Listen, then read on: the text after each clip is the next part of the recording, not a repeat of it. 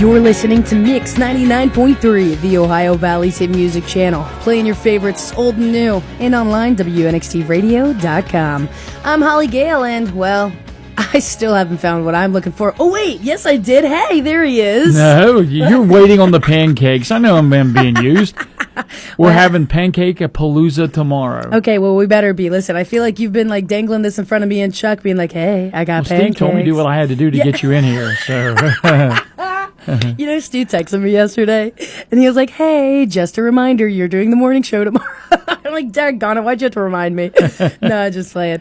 But super excited you guys are joining us this morning on the Get Up and Go show. Welcome to a lovely Monday. It is 7:32 and time for press. News this morning brought to us by Portsmouth Cancer Care and Associates, providing you with your roadmap to recovery. And here's Bill Shope with what you need to know. Thanks, Holly. Good morning, everyone. Authorities here in our city are investigating after the discovery of human remains over the weekend. Eric Brown has the story. Officials with the Portsmouth Police Department say they were notified around 2:30 Saturday afternoon that someone had found human remains on the Ohio riverfront within city limits. After a preliminary investigation, police said the person was found in an advanced state of decomposition, so they could not confirm an identity. The Scioto County Coroner's Office took the remains to the Montgomery County Coroner's Office for an autopsy. Anyone with information about this investigation is asked to contact the Portsmouth Police Department. Now, as we reported earlier, there was a major operation taking place late last week, training law enforcement and EMA officials on how to respond to an active aggressor occurrence. The event took place at Shawnee State University, and we had the opportunity to speak with Melissa Blank, the Associate Director of the Athens County EMA. It is a very big event. We've spent almost a year planning, and honestly, what we're doing here today is important for the guys on the ground to really get down and dirty with the training and be able to have, the university has provided them a home that they own and are going to destroy. They've provided them with a home to breach and to clear and to kind of have their way with. That is vitally important to the guys who and gals who don't always get that kind of resource to train with. We also asked Blank if she was satisfied with the two-day training results. Absolutely. I'm seeing so many counties be involved and these teams come together, emergency management directors, EMS, and just kind of all these moving parts that came together. We did have the advantage of having a planning team that the grant paid for to help us plan this exercise. So a lot of the work was done through them. Now, we also had the opportunity to check in with Larry Mullins, Executive Director of the Scioto County EMA, and we asked for an update on the damage caused by Hurricane Helene. Scioto County Emergency Management has been out doing damage assessment and has seen a lot and talked to a lot of folks that have suffered thousands of dollars in property damage and loss of personal items. Their stories are just heartbreaking. There are a lot of folks out there emotionally drained from this disaster. It's obvious to us that they're in dire need of help, and it's very frustrating that we can't do anything but hope that we can make their case to the state that they need help. Mullins told us our EMA needs more information from those affected in order to get help from the state. So far, we've only identified 7 houses that meet the state's criteria for major damage. We're coordinating with the Red Cross, who's also conducting damage assessment to cross-reference homes that we may not know about and vice versa. We need at least 25 major damaged homes to qualify for help from the Small Business Administration in the form of low-interest loans. Now, in the past, say like in the flood of 97, this has helped replace furnaces, water heaters, and other equipment damaged by flooding. If you haven't done so already, please go to the Scioto EMA Facebook page and fill out a damage report, especially if you have structural damage like your basement walls have collapsed or a tree has destroyed a large portion of your roof. From Mix 99.3 News, I'm Bill Shope. Well, thank you, Bill. You're welcome, Holly Gale. And man, then we got another one getting ready to hit Florida. Hurricane Milton on the way. Category 3 is what he's currently at. That's what he's at. It's expected to hit landfall late tomorrow night or early on Wednesday. And the good news, I mean, at least relatively as far as the rest of the country's concerned, it looks like it's going to be, kind of contained to one area, and it's not going to be able to move, too far north. It's going to go right out into the Atlantic Ocean. Yep, I will. Well, I want to get your quick take on pop culture. Joker, Folie à Deux, is getting absolutely slammed by critics. And audiences alike. Yep.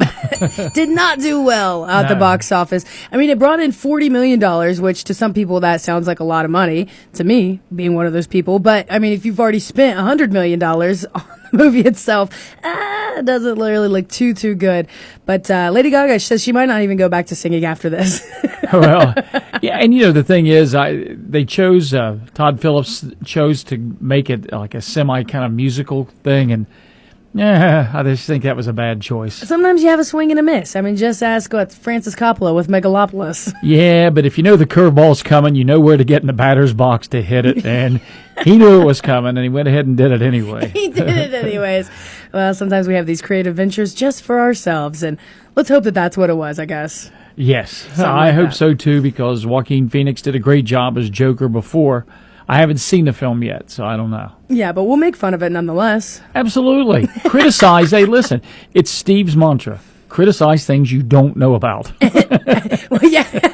Criticize first, ask question later. All right, well, thank you, Bill. This news brought to us by Portsmouth Cancer Care and Associates, providing you with your roadmap to recovery.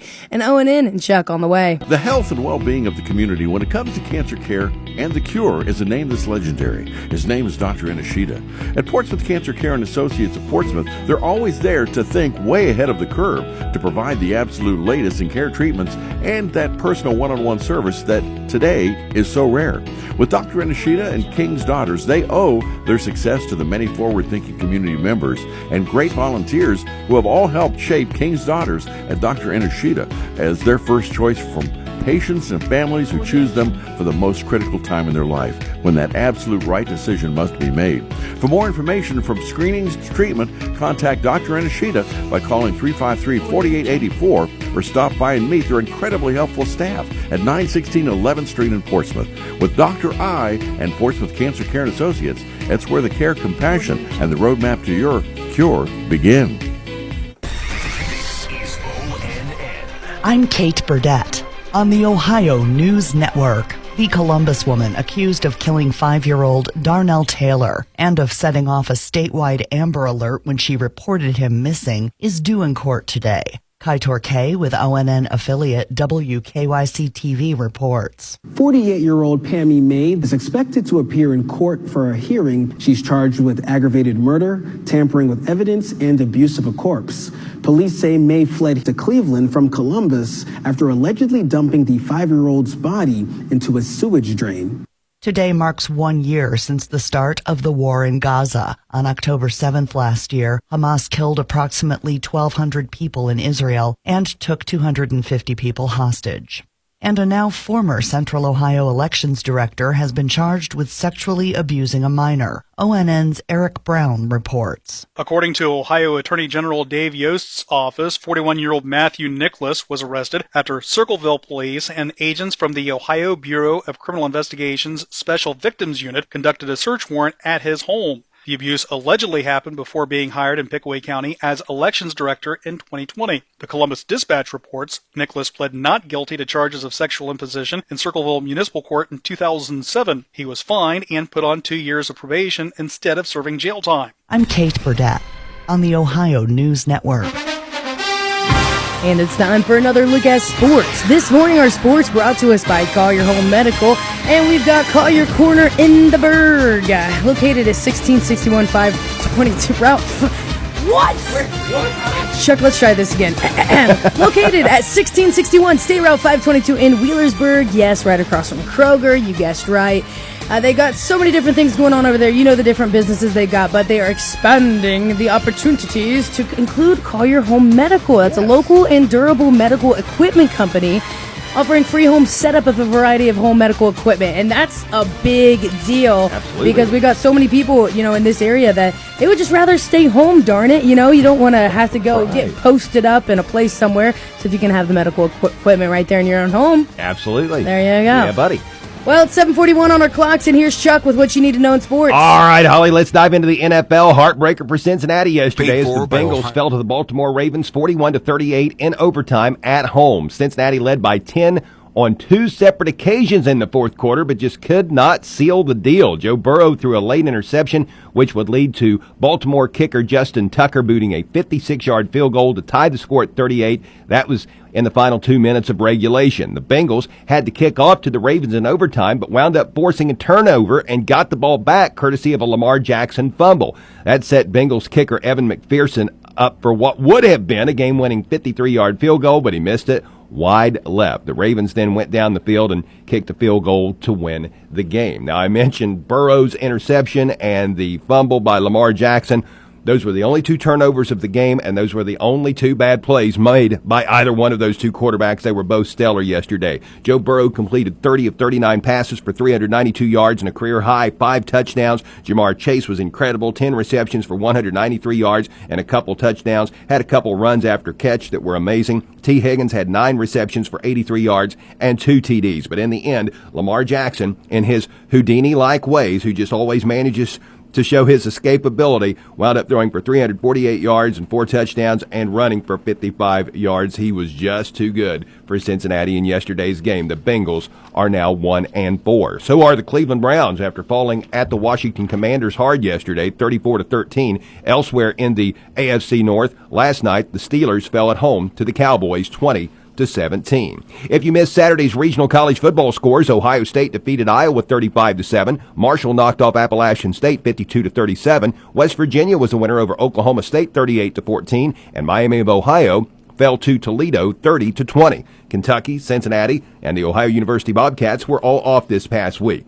Texas is the new number 1 in this week's AP college football poll after Vanderbilt's upset of Alabama Saturday night. Ohio State is up to number 2. The Buckeyes' next opponent, the Oregon Ducks, are 3rd. Ohio State and Oregon should be quite a matchup this coming Saturday night at Oregon. Be sure and tune into the Buckeye Roundtable this evening, which you can hear on Fox Sportsmouth AM 1260 and 95.7 FM beginning at 6 o'clock. That's a program that is all things Buckeyes. In high school golf over the weekend, Valley's Cameron Phillips, who is committed to the University of Kentucky, as well as South Webster's Owen Malt, both advanced to the state tournament. Valley as a team also qualified for state. In high school football Saturday, Notre Dame knocked off Green 30-0. In boys soccer, Wheelersburg was a winner over Zane Trace 5-0, and Minford topped Unioto 7-2. In girls soccer, Wheelersburg downed Zane Trace 13-1, and Minford's girls prevailed over Unioto 2-0. In girls volleyball Saturday, South Webster knocked off Notre Dame in 3 games, and Minford prevailed over Peebles in 3. In the Major League Baseball playoffs yesterday, the Phillies topped the Mets 7-6, and the Padres prevailed over the Dodgers 10-2. Both of those divisional series are even at a game apiece. Today, the Cleveland Guardians will host the Detroit Tigers for a 4:08 first pitch. Cleveland is up 1-0 in that series. Also this evening, the Royals will entertain the Yankees at 7:38. New York leads that series 1-0. And Ricky Stenhouse Jr. took the checkers at yesterday's wild NASCAR Cup race at Talladega. Your Portsmouth Insurance Sports Time is 7:44. Portsmouth Insurance is a TAH Benefits partner. Give Gary Duzan a call for all of your employee benefit needs. And that is a look at sports. Thanks, Chuck. You're welcome, Holly. All right, sports this morning brought to us by Collier Home Medical, and we got traffic and weather together coming up. Collier is expanding its business opportunities to include Collier Home Medical, a local durable medical equipment company, or DME, offering free home setup of a variety of home medical equipment such as home oxygen and portable oxygen, as well as hospital beds, wheelchairs, rollators, walkers, and more. Collier also offers home sleep testing along with CPAP and BiPAP for patients diagnosed with sleep apnea. Overnight pulse oximetry testing is available with a physician order. Located at 1661 State Route 522 across from Kroger in Wheelersburg, call 740-574-0327. And it's time for a look at our traffic and weather together. Traffic service of the Scioto River open 7 days a week. Legendary chicken, steaks, ribs, so much more. Dine in, take it with you, or ask about the group catering as well. If you got a party coming up, ain't no party like a river party. And yes, it was good seeing Autumn, Allie, and Elena over at Beer Fest yesterday, Oktoberfest yesterday. But anyways, look at our traffic. No accidents to report on, but we do have road resurfacing going on Blue Run Road in Jefferson and Madison Townships today. Tomorrow they'll move to Carter Road in Morgan Townships. Traffic maintained with the use of flaggers. Then tomorrow, the Shelley Company is going to be milling and paving right here in Portsmouth. One lane open with a lot of these places on 8th Street, Campbell Avenue, Forest Drive, Indian Drive, Roman Avenue, Seneca Drive, Sheridan Road, Stagecoach Lane, Taylor Court, and William Street here in Portsmouth. So if you see something on the roadways we need to know, give me a call, 354-1993. Become a traffic tracker today. Love to hear from you. That's a look at our traffic thanks to the Scioto River, open 7 days a week. Weather, a service of the Scioto County Career Technical Center, where you can begin your career as a certified pharmacy technician. Financial aid is available for those who qualify. For more information, call 740-259-5526 or visit sciototech.org. Your first alert forecast from WSAZ. Becoming mostly sunny and a refreshing day, if not a little cooler too. Temperatures holding in the 60s for most of the afternoon, dropping all the way down to the lower 40s by tomorrow morning. More sunshine for Tuesday, light winds, pleasant and dry, highs in the low 70s. I'm WSAZ News Channel 3 meteorologist Brandon Butcher on the Ohio Valley's hit music channel, Mix 99.3.